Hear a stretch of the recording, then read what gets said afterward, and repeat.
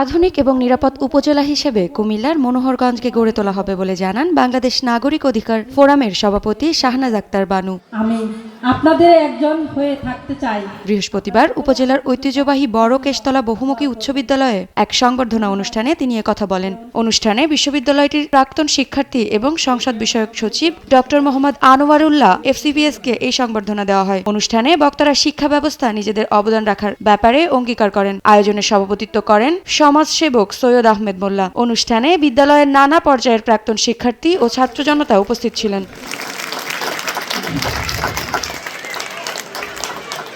মোর পরিচয় এই বলে ধন্য হোক আমি তোমাদেরই লোক, এই হোক শেষ পরিচয়।